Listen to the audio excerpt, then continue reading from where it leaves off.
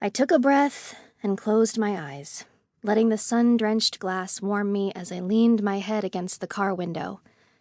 This was going to be a perfect summer. If I said it enough times, it would come true. After everything that had happened this week, I needed a good summer.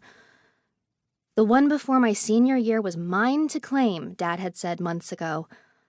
I was ready to claim it. Up front, my parents had turned the radio to barely audible, but I could just make out a Taylor Swift song. My AirPods had lost their charge 10 minutes ago, rendering the remainder of my perfectly curated road trip playlist, Stuck in the Back Seat with You, useless.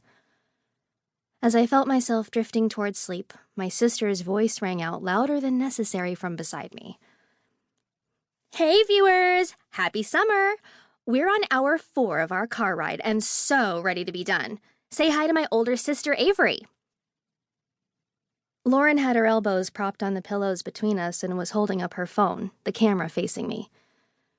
Behind her phone, she gave a silent plea that said, "Give me something, anything, aside from your normal, boring face."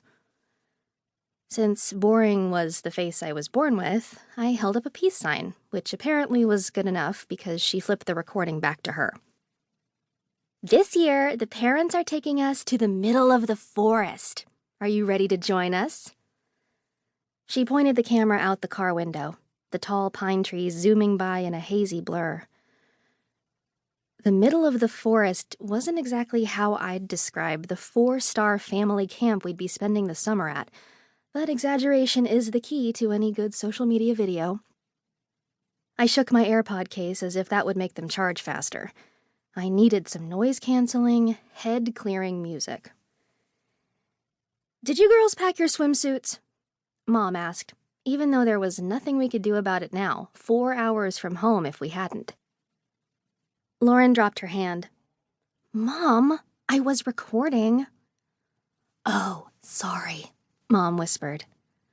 "Well, I'm not anymore." "I hear there's a huge slip and slide at this camp," Dad said, as if this was the most exciting thing a 17 and a 15-year-old could hear. "Supersized for super kids." He laughed at his own joke, and I couldn't help but laugh too.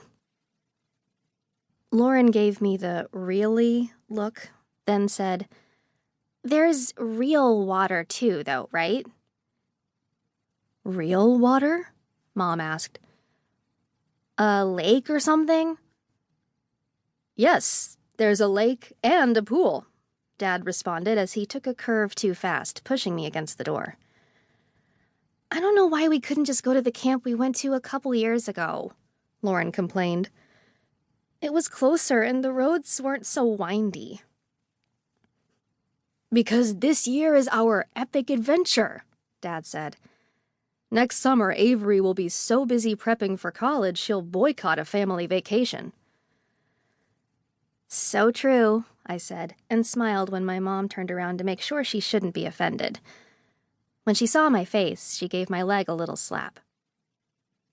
Both my parents had summers off.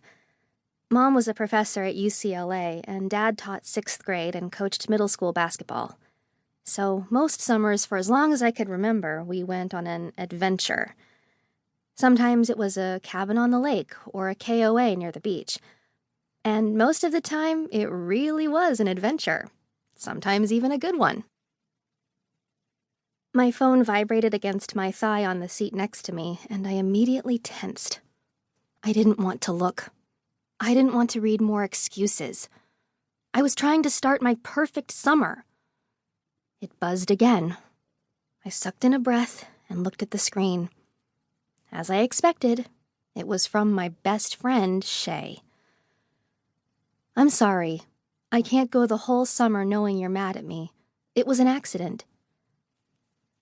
I wasn't sure how one accidentally kissed their best friend's ex-boyfriend.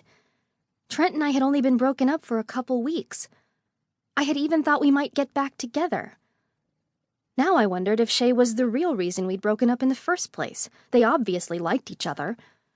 I felt stupid for thinking Trent and I had just hit a rough spot and would work it out.